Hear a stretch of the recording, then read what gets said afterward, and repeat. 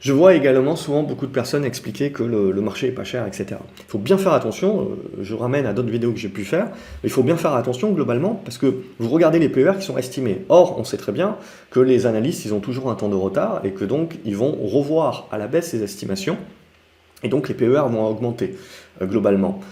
Ce qui est important de comprendre, voilà, c'est se projeter et bien voir que dans des éléments de ralentissement économique, etc., l'entreprise a un PER bas aujourd'hui par rapport à ses résultats passés ou des estimations encore farfelues des résultats à venir.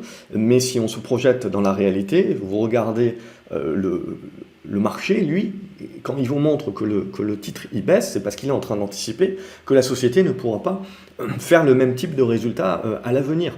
Donc ce qu'il faut bien se dire, c'est que ces PER-là, ils vont augmenter pas à prix équivalent, ils vont augmenter parce que les résultats seront moins forts que ce qu'on a anticipé. Mais à un moment donné, si vous voulez, il faudra quand même revenir sur les cycliques. Je parle beaucoup des cycliques, mais pour moi, il y a deux niveaux quelque part. C'est de se dire, il y a à un moment donné un mouvement de rebond qui peut avoir lieu sur la croissance, parce qu'il y a un moment donné où le marché va réaliser que malgré le fait que la Fed et les différentes banques centrales nous disent on veut mater l'inflation, et donc pour mater l'inflation, on est prêt à monter les taux, whatever it takes, même si on doit détruire l'économie. Donc là, le marché, il sombre, mais derrière, ça va être l'idée, ouais, mais ils ne peuvent pas le faire.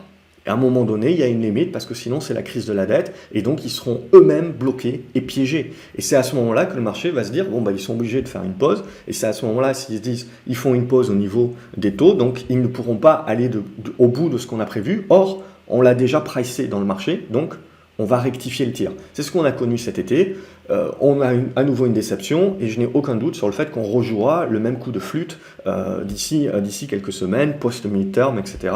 On aura le même coup de flûte. Pour autant, ça, c'est de la sous-vague, mais pour autant, le mouvement de fond, pour moi, ça reste un mouvement orienté justement value, valeur value, actif tangible, et donc retour un petit peu sur les cycliques, mais peut-être dans un second temps. Donc pour moi, c'est la même chose quand on parle des matières premières, des matières précieuses plutôt, hein, tout ce qui est or et argent. C'est également pour moi des thématiques que je vais trouver très intéressante sur 2023 avec la guerre des monnaies, justement, la baisse potentielle du dollar. Mais tout ça, voilà, c'est des choses qui ont encore besoin de se mettre en branle, c'est des choses qui ont besoin de se construire. Donc, on bâtit l'hypothèse de travail, on bâtit les scénarios, mais derrière, c'est important de ne pas tirer trop tôt. Et surtout d'attendre que le marché confirme qu'il commence à jouer la même chose. Et ça, pour moi, voilà, c'est des scénarios, des thématiques pour 2023. Et cette fin d'année, c'est justement les constructions qui permettront de dire est-ce que c'est le bon timing ou est-ce qu'il faut encore un petit peu plus patienter parce que la Fed est partie en mode tête de mule et il n'y a pas encore l'économie, si vous voulez, ne réagit pas encore suffisamment vite pour tout de suite nous faire changer un petit peu de fusil d'épaule les différentes banques centrales. Mais je pense que ça arrivera assez vite. Globalement, c'est une affaire maintenant de quelques mois et c'est là que je trouve intéressant. Donc vous voyez, vous avez deux poids, deux mesures. En effet, on peut penser capitulation et tout ce que l'on veut, mais pour moi, il y a beaucoup de personnes qui vont vous parler voilà, du niveau de put et qui vont vous dire, bah, vous voyez, il y a tellement de mecs qui sont en put, qui sont vendeurs, qui sont baissiers, le sentiment de marché est au plus bas, etc., que forcément, ça veut dire que ça va se casser la gueule. Il n'y a plus d'acheteurs. C'est faux, il n'y a rien de plus faux. Tout le monde est baissier, mais tout le monde est encore accroché à son Apple. Tout le monde est encore accroché à ces 10 petites valeurs qui font 30% du S&P. Okay, et la raison pour laquelle ils ont autant de produits dérivés en put, c'est parce qu'ils se couvrent. C'est-à-dire qu'ils veulent conserver les bijoux de famille, mais ils veulent éviter en effet que si ça se casse la gueule, de perdre. Donc on va se couvrir avec du produit dérivé. Ça veut bien dire globalement que j'ai tellement d'argent que j'ai le loisir d'avoir quelque part différentes stratégies qui se mettent en moi. Je n'ai pas d'obligation de sortir, c'est-à-dire que j'ai pas de pression sur mon fonds avec des retraits énormes qui me poussent à vendre mes bijoux de famille parce qu'il faut que je restitue l'argent au client. J'ai pas de pression énorme, si vous voulez, même en étant à moins 20% sur l'année, je vais essayer de me couvrir contre une nouvelle baisse, mais j'ai repris du cash, etc. Mais je continue d'être à l'affût. C'est pour ça que vous avez des réactions qui sont aussi importantes et rapides. C'est parce que le marché est toujours blindé d'argent. il se couvre certes, mais dès que vous avez une nouvelle qui est moins pire que prévu, etc., ou en l'occurrence pire, parce qu'en règle générale, maintenant, ce qu'on va jouer, c'est plus les statistiques économiques vont être pires que prévu, plus on va se dire ça va pousser la Fed à se calmer, et plus on va revenir sur les actions. Donc pour moi, l'idée, c'est toujours la même chose, c'est de se dire, oui, vous avez du 4% sur de l'obligataire, mais il y a la question du dollar qui se pose, et ce n'est pas aujourd'hui encore suffisant globalement pour complètement virer toutes mes actions et faire que de l'obligataire.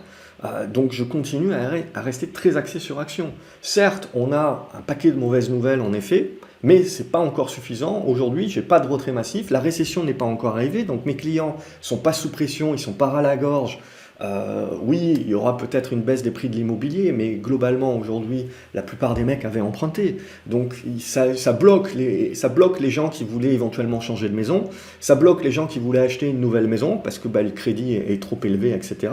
Mais les gens qui ont leur maison, qui continuent de payer, il y a dans les pays qui sont à taux variable majoritairement, oui, vous allez avoir des écarts de prix, bien entendu, qui sont plus forts. Mais quand on regarde les États-Unis, la France, on n'en parle pas, mais ils ont quand même tiré la leçon des subprimes, quelque part, parce qu'il y a toujours du variable, mais il y a aussi beaucoup de fixe, énormément de fixe. Les gens ne perdent pas encore leur boulot, donc certes, vous pouvez avoir, ça peut être le début, en effet, de la boule de neige, etc., tout ce que l'on veut, mais on n'est pas dans quelque chose, voilà, pour moi, qui est encore dans un système de toupie, un petit peu en mode systémique de l'affaire des subprimes. Alors, un signe noir peut tout changer, une faillite, un truc, un machin, bien entendu. Les choses bougent tellement vite actuellement que je suis moi-même surpris que ça ne soit pas encore arrivé. Mais c'est bien là pour dire que la raison pour laquelle ce n'est pas encore arrivé, c'est parce qu'on a eu le Covid avant et qu'il y a des réserves. Alors ces réserves commencent à s'amenuiser, etc. Ça va pousser très certainement les entreprises à revoir leurs objectifs à la baisse, parce que jusqu'à présent, tout le monde avait du pricing power, parce que les gens n'étaient pas regardants, parce qu'ils ont des aides, parce qu'ils ont maintenu leur emploi, parce que pendant le Covid, on a mis des sous de côté, et donc on a été capable de continuer de payer plus cher. Donc ça a permis aux entreprises d'avoir des marges supplémentaires, mais petit à petit, ça va se réduire. On sait très bien que de par la hausse des taux, il va y avoir moins d'investissements, donc il va y avoir moins de dépenses, donc forcément on va se retrouver à un moment donné avec le phénomène inverse, c'est-à-dire qu'on avait des pénuries, on va se retrouver avec du stockage. Et à partir de ce moment-là, c'est ça qui va engager la baisse des prix.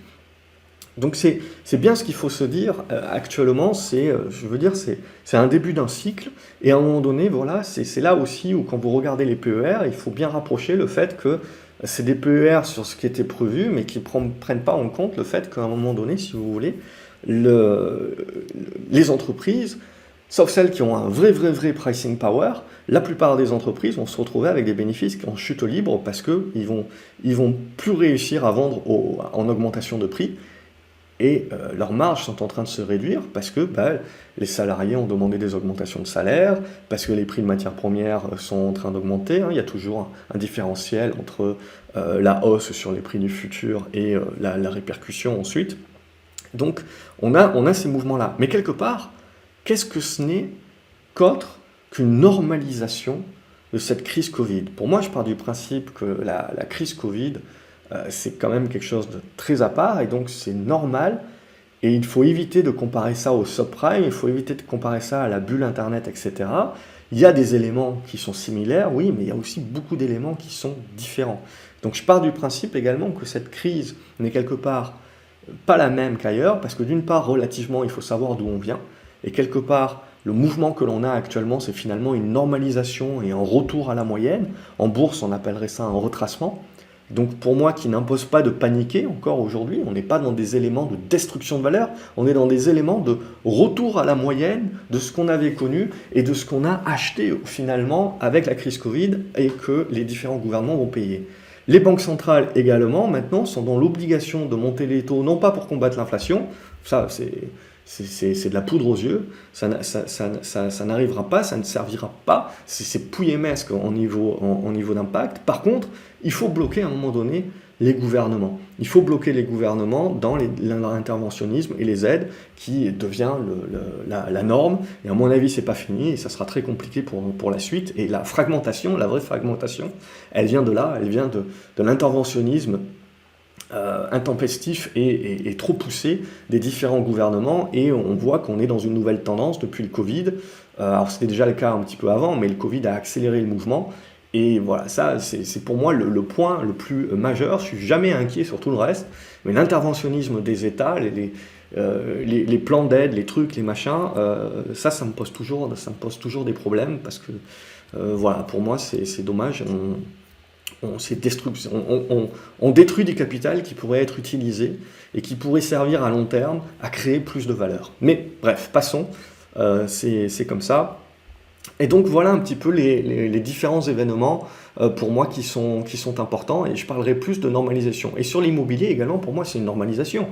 L'idée c'est bien de se dire que ce qui est anormal, c'est pas ce qui est en train de se passer maintenant, c'est ce qui s'est passé pendant le Covid. C'est ce qui s'est passé avant le Covid, où on partait en mode toujours plus, toujours injecté, du quantitative easing, etc. Même chose, la plupart des gens disent c'est la faute des banques centrales. Non, non, non, je suis désolé. Les banques centrales, quand elles font du quantitative easing, ce n'est pas inflationniste. Ce n'est pas inflationniste, et vous avez l'exemple de 2010 jusqu'à 2019, il y a eu du quantitative easing, ça n'a jamais été inflationniste. Ok, alors ça a été inflationniste sur les actifs, mais pourquoi? Parce que vous avez une dévaluation des monnaies. Donc c'est ça aussi qui est important, c'est quelque part, vous devez comparer ce qui est comparable. C'est comme quand vous regardez l'inflation de la baguette, quelque part en fait vous devez plutôt rapprocher ça par rapport à justement la problématique des monnaies, plus que par le fait que c'est la faute de l'euro. Donc c'est toujours pareil, et si on avait gardé le franc, globalement, le prix de la baguette serait certainement beaucoup plus cher que ce qu'il est aujourd'hui en euros. Mais passons.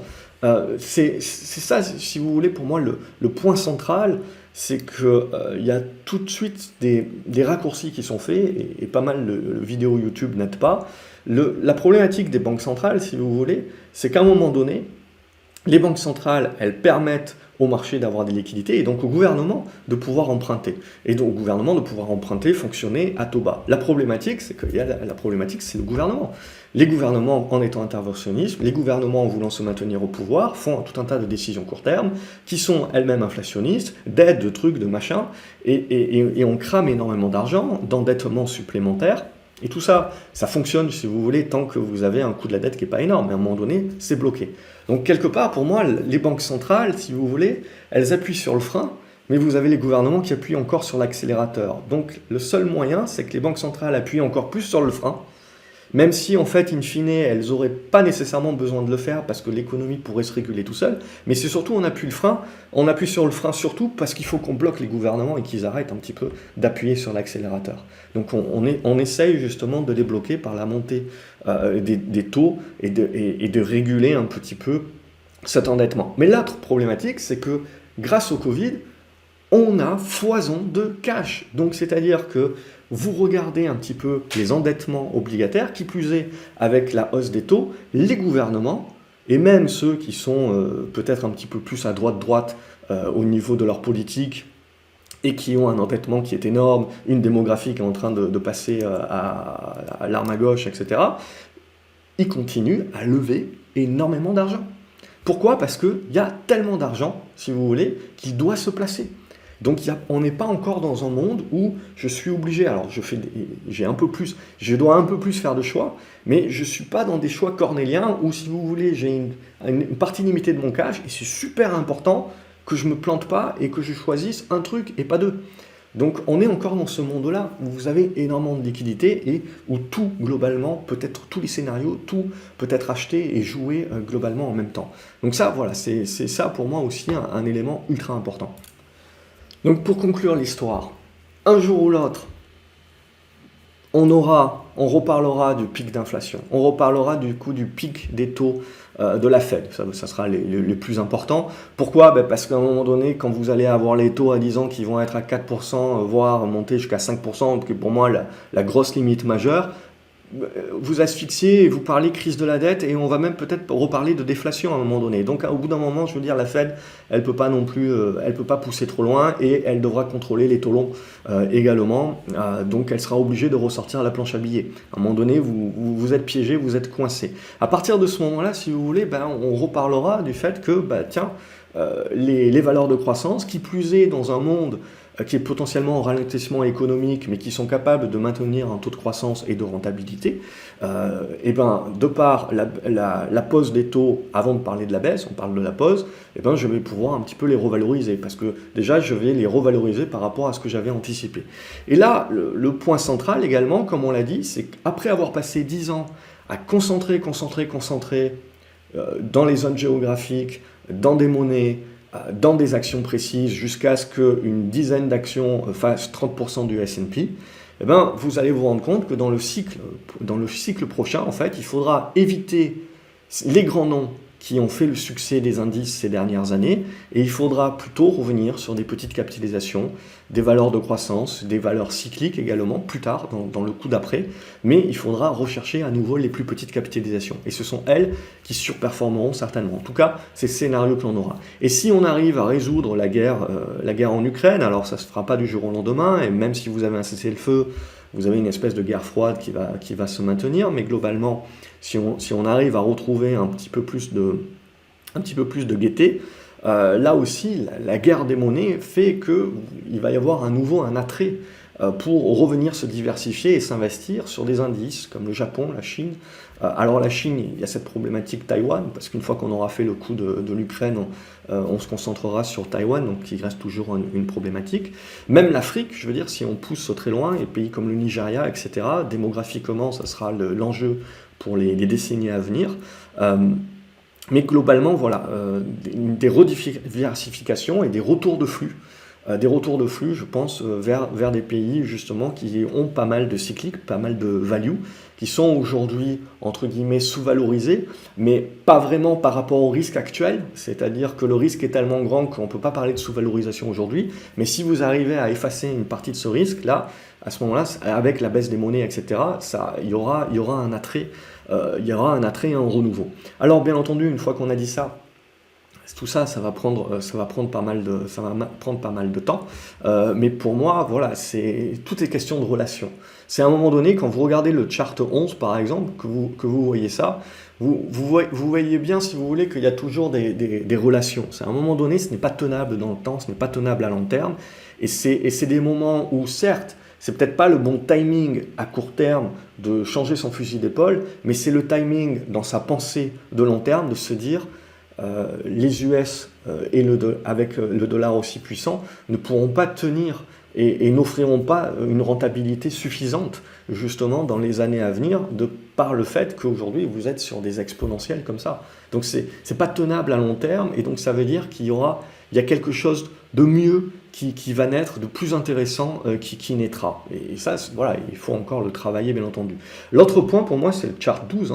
Et c'est que vous voyez ici, c'est que quand vous regardez les flux, alors on est toujours dans des flux qui sont très positifs, et je vous ai expliqué donc pourquoi le marché ne capitule pas et ne chute pas tant que vous n'avez pas un besoin de l'économie et de Pierre, Paul ou Jacques de retirer ses billes de la bourse pour pouvoir survivre à côté.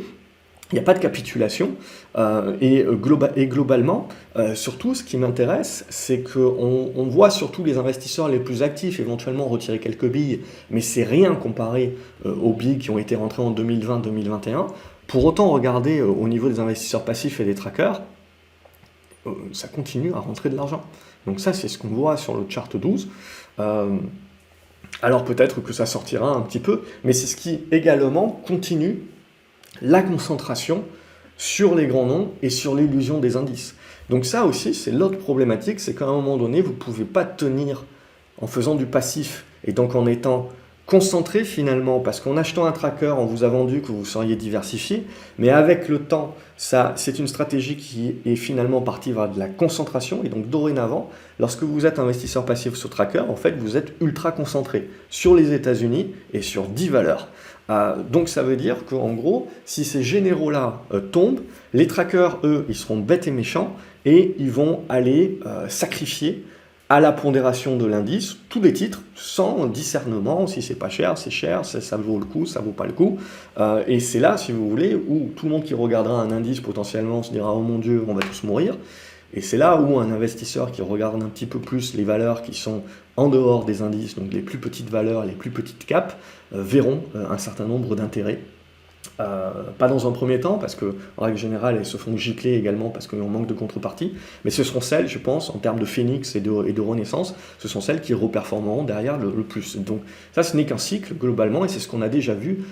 Si on doit prendre un élément de comparaison, mais j'aime pas trop regarder dans les années 70, mais globalement, si on doit prendre un élément de réponse sur ça, ce qui s'est passé dans les années 70, hein, milieu des années 70, ça a été ça, globalement. Donc tout le monde vous explique qu'il y avait de l'inflation et que globalement, si un investisseur passif n'a pas gagné d'argent parce qu'il s'est fait, certes les marchés montaient, mais pas suffisamment par rapport à l'inflation, donc vous faisiez bouffer la hausse, c'est ce qu'on appelle les décennies perdues, etc., où le marché fait pas mal de zigzags, mais au final vous avez l'inflation qui vient vous bouffer le reste, donc vous faites zéro, en gros, sur 10 ans.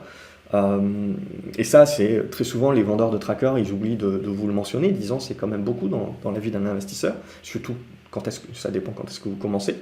Mais par contre, des stratégies plus actives, par exemple, sur les années 75 jusqu'à 80, plus petite capitalisation, vous étiez sur des hausses à 20, 30, 40%.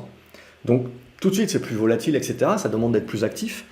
Mais on se rend compte que vous allez avoir des cycles qui sont justement beaucoup plus intéressants pour des profils actifs et qui permettent de battre l'inflation et de vraiment rémunérer un portefeuille.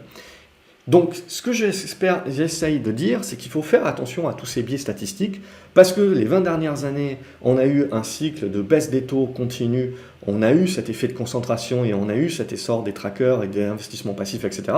Ça ne veut pas dire que ça sera vrai et que ça sera encore le plus intéressant sur les 20 prochaines années. Le trend following, c'est pas nouveau en 2018, hein, ça n'a pas été créé.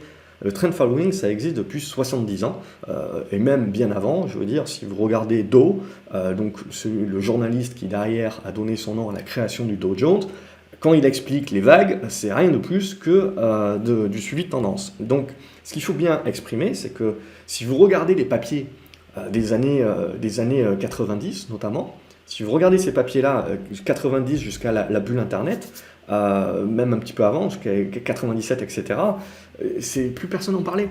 Donc vous allez toujours avoir des phases. C'est comme tous les indicateurs techniques, etc., Ishimoku et compagnie.